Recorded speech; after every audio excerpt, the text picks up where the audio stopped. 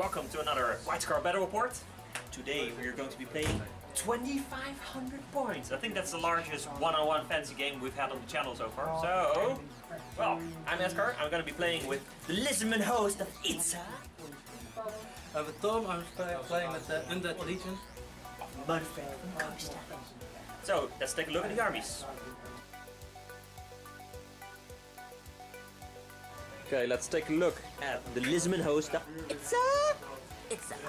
Okay, first we have 40 skinks. We have a couple with javelins and a couple with blowpipes.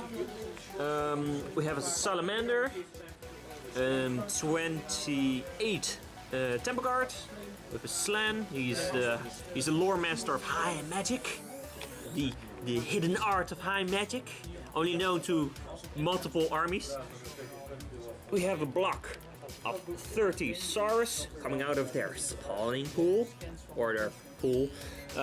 We have a Scar Veteran with a great weapon, a level 2 Skink Priest with the lore of beasts, 2 units of Chameleon Skinks, an Ancient Stegodon with sharpened horns and giant blowpipes, and we have a unit of Pterodon Riders, and also a Skink Chief on Pterodon. And I think that's pretty much it. Okay, let's take a look at the undead of Manfred von Karstein. And this is the Undead Legion from Manfred. Karstein! We have 36 ghouls, 17 archers with musician, terrorgeist, 2 units of 5 hexwraiths, 20 graveguard with full command, 3 chariots, bone giant, colossus, whatever, casket for souls, and a screaming catapult. And that is the army of undead. Okay, deployment. This is before we did any vanguard, so this is purely the deployment. Well, take a look at the table. It's our traditional Tomb King table, except with jungle plants. So it's like sort of Tomb Kingy, sort of jungly, bit of both, best of both worlds. So let's take a look. We have here, all the way on the flank, weirdly, the Temple Guard unit with a couple of skinks in front, community skinks over there. And then, in order, here we have Stegodon, Pterodon unit, Skink unit, Salamander, Saurus unit, more Skinks with the level 2 Priest. We have the Skink Chief on Pterodon, all on his own. He might do useful stuff, we don't know. And more Skinks. And then, on that side, we have Chariot unit, the Bone Giant, Necrolith Colossus, I think. The Casket of Souls, a couple of Hexwraith, the Archer unit, the, what's it called? Screaming Skull Catapult, that's it, thank you. 20 Graveguard, Warthog, Manfred! So that's basically a quarter of the army, right there. Then we have a couple of Ghouls, a couple of Hexwraiths, and the Terror guys, so, well, you know, that's it. Take a look at the table. Okay. Okay, well, I'm gonna run through some potential tactics for you. So let's take a look. I was thinking, the scariest things on the table are the Terrorgeist, which is gonna be a pain in the ass. Yeah, both Hexwraith units and Manfred. Everything else is like I can avoid them or like poison to death or whatever. But Manfred's like 10 wounds and he can heal himself, so he's gonna be annoying to put down. Terrorgeist is kind of the same, but he's gonna scream at you to death. So there are 2 different things I want to try. First of all, Slan is going to try like fireball the Hexwraith units to death, and after that maybe kill them with static combat resolution because they have no magic weapons at all. Skinks are going to just sort of crowd around the Terrorgeist and sort of try to, outlive their screaming with sheer numbers and just poison him. And again, hopefully with a little bit of magic support, maybe I can get him in there too. And I think the main thing that I'm gonna try is sort of try to get the Mortar stuck in a combat, preferably with my Saurus, but you never know if he might take the bait and go into the Temple Guard. And then sort of get him stuck in combat, and then when he's stuck, just slam the Stegodon in the side, because the Stegodon has a lot of strength 6 impact hits, which each of them does D3 wounds. So I only need a couple, and I can, well, pretty much take off most of his wounds, or at least half of his wounds, just purely with impact hits for him. So I'm gonna try to hold him in place with my Saurus or Temple Guard, and then get him inside. And I also have these Pterodons over here. They're both gonna try different approaches in order to get into those war machines over there. They don't need to do much, they just need to hold them in a combat, which shouldn't be too hard because their crews aren't incredibly powerful. Okay, this was the first turn of Von Karstein's Vampire Legion of Doom thing. Well, okay, I think, yeah, everybody sort of, you know, moved forward. There was a little bit of magic, there was a little bit of shooting. The Hex Raves both went ahead. They went through the Terran unit and killed, did 5 wounds, so, you know, 1 survived, but he ran away. There's the Wind of Undead is like winding over here. And yeah, well, there wasn't that much, you know, there's not much to report on, it's just the first turn. So, time for first turn of the army of itself. Okay, well, this was a weird turn. My unit, the Temple Guard, charged in the flank of the Hexgrave unit through Wind of Undead, which does D6 strength 3 hits per rank. So we got 10 hits and then 8 Temple Guard died. So it's like, what the hell? And because of that, the combat resolution was, I had 5 points of combat resolution because I lost an entire rank, so I used a 6 and 5. And the Hexgrave did 1 wound, which was enough so that they wouldn't crumble entirely. So, like, you know, last wound remaining. So yeah, really lucky there. Wasn't that much magic. Let's see, I got Arcane Unforging on the Mortar, but I rolled a 1 for a wound, so yeah. Hand of Glory, so they have 1 extra movement. Skinks are like piling up here in the back for a moment. He rallied. These Skinks are like, you know, doing stuff in the corner, nothing really. He flew over there. And the comedians, they did something, they were really useful. They shot at the Necrolyth Colossus, did 3 poison wounds and 2 hits. The 2 hits also did wounds, and the Colossus didn't pass any of his 5+ armor save, so he keeled over in 1 go. So that's my single major victory of this entire turn. And then we're gonna see how this is going to play out in the next. Okay, the vampire turn, Manfred von Karstein. Well, not much happened across the field, but here's combat. Terrorgeist is in the flank of the vastly diminished Temple Guard, so hopefully I can regrow a couple or something. He's still standing there being an annoying prick. Yeah, well, he screams like he rolled 10 for a scream, so that's like 7 Temple Guard dead, and then a couple of hits, stun, attacks. That's worth it. I did do 2 wounds back with the 2 Temple Guard on the side, so it's, you know, it's something. It diminishes the scream. So, well, let's see if I can get out of this conundrum next turn. Another disastrous Lizardmen turn, yay. Well, okay, well, not much, movement wasn't very eventful. The Pterodon Chief charged the casket, so they'll be busy for a while. They did, well, nothing. There's nothing really going on over here. Magic was a lot better. I had 2 channels, yay. I tried casting, what's his face, 2d6 strength 4 hits on the Hexgraves, and it was dispelled, you know, right on the dot. But it left enough dice for me, because I had more dice than my opponent, to cast Regrowth on Temple Guard, so there's 2 more Temple Guard. And the Skink Priest did some useful and cast Wisdom's Wild Form on Temple Guard as well. So they're now toughness 5, strength 6. So I think they should survive 1 more turn. Stegodon moved over there. Saurus moved up. Comedian Skinks did 2 hits, but they couldn't get to the armor save. The Pterodon Chief, he failed like a boss. He has 3 weapon skill 4, strength 5 attacks, and he strikes first. He misses all his attacks. Pterodon also misses all his attacks.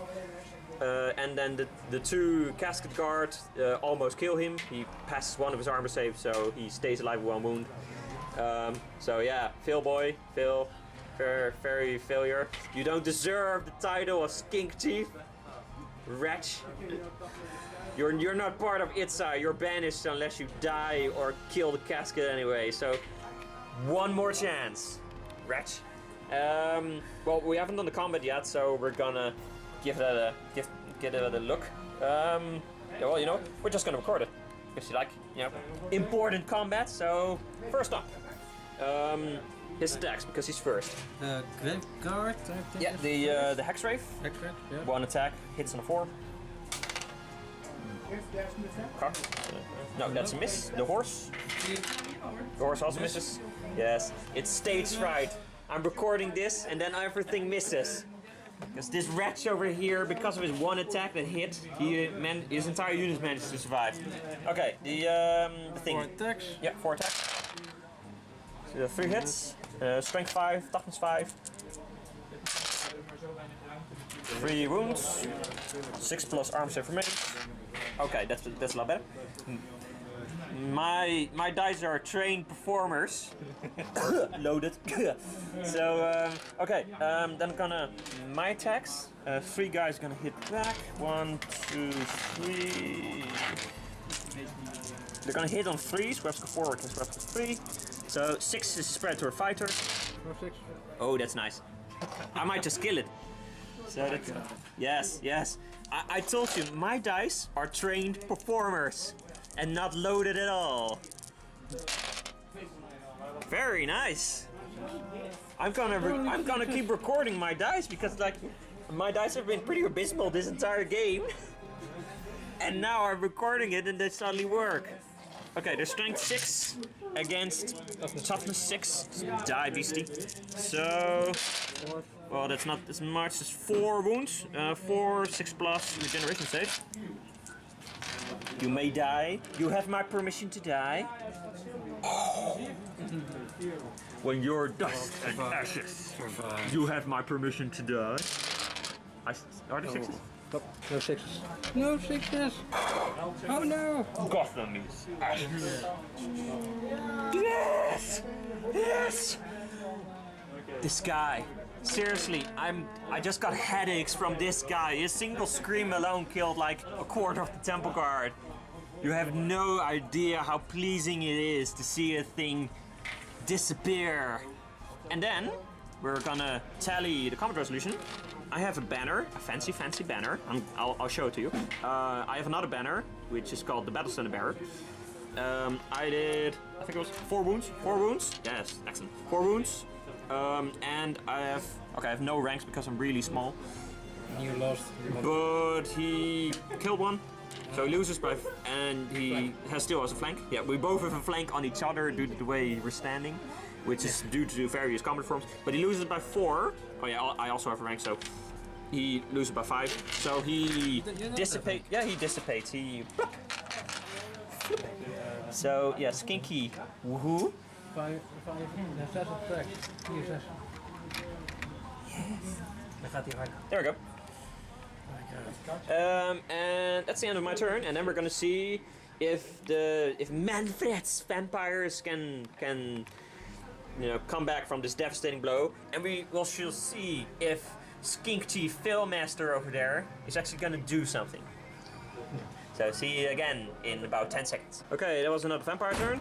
Well, as I totally expected, Philboy did nothing. He is a decapitated blood streak somewhere on the ground there. Seriously, he got decapitated. There's no question about it. Killing blow. He missed 2 of his attacks, hitting on 3s, and he didn't wound the last one. So yeah, failure, asshole. The Saurus and the Graveyard are kind of finding each other stalemate, like they won by 1 point, whatever. The Pterodon's obviously dead. And okay, next turn.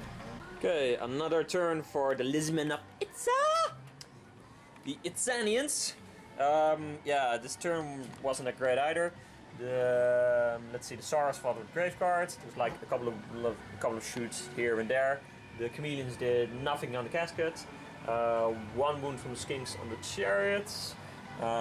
There were a couple of wounds. The Stegadon and the Skinks combined did a couple of wounds on the ghouls, like 6 or something. And 3 hex rates on the oh yes. The Skink priest channeled a spell from the Slan through himself. And Soul Quench, that's the word. Soul Quench, that's the spell. And killed a couple of hex rays. There was only 4 hits out of 6. And the Salamander demonstrated why you shouldn't take him, because he tried firing 3 times in this game and he misfired 3 times in this game. So yeah, wow. He's nice. He's very nice. He's like he's there for the pretty. Yeah, that's it. The Saurus apparently are also there for the pretty and for the dum dum.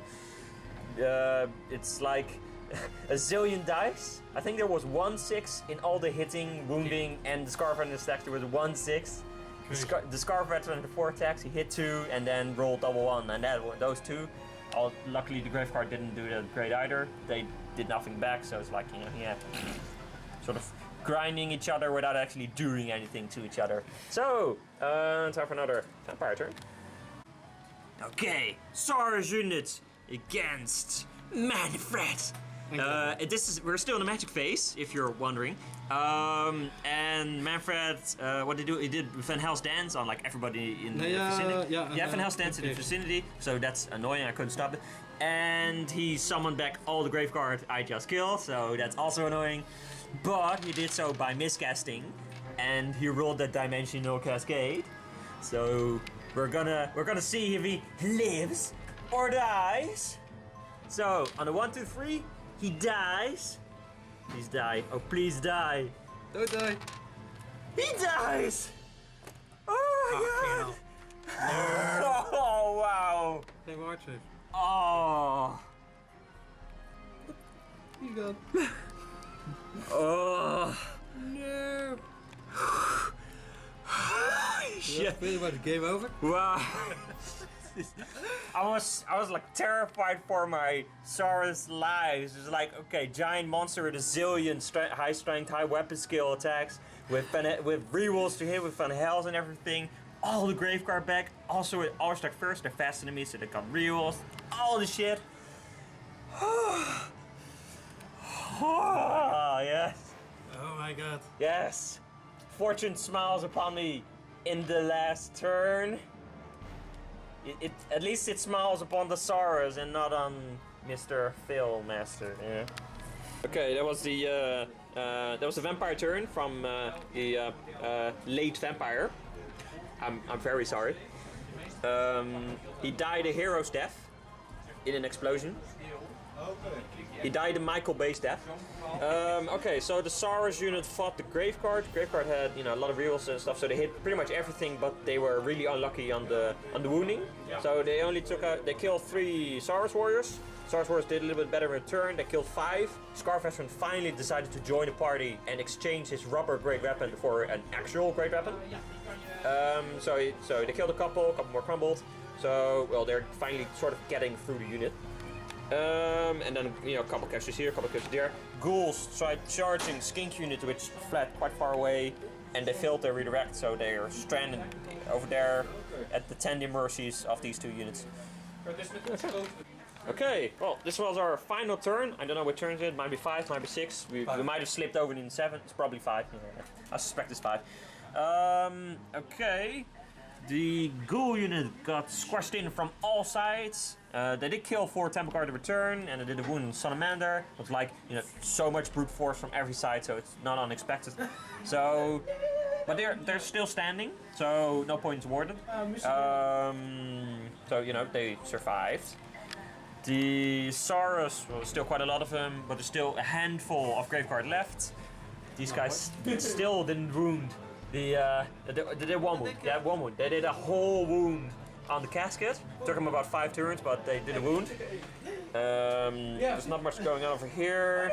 The Hex Race is still surviving. The Chariots are still alive. So there's quite a lot of small units, like a handful of models from units here and there that are still alive and don't award any points. But due to Manfred's inevitable demise, I suspect it's for the Lizardmen, because like I lost a couple of skirmish units here and there, but yeah, Manfred's explosion was it kind of turned the tide in terms of victory points. What a heavy blow. A very heavy blow. Well, thank you for watching our widescore battle report. I had an immense time. Yeah, me too. Yeah, well, in between the bad rolls, both of us. So well, I had fun. I hope you had fun. Definitely. This entire game was sort of punctuated by poor rolls, bad rolls, misfires, and then bad miscast. Yeah.